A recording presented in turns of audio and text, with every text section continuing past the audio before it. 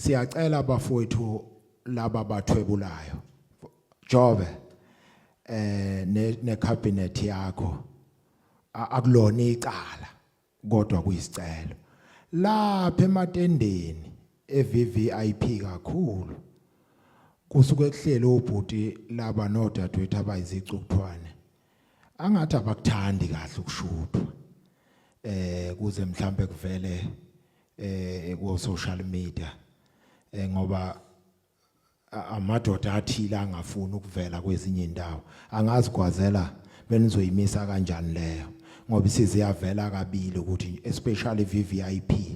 abathandi kungene lama camera live bevele ku Facebook naphi ba nakho bengihloniphisa Nkosi yamamboma angithi ama camera angibuka namanje azozezwe. Okay, injalo kwazela bakhala ngokuthi mabesuka ekhaya basho okunye komamkhulu bese kanti bayohamba nezincanakazana nomamncane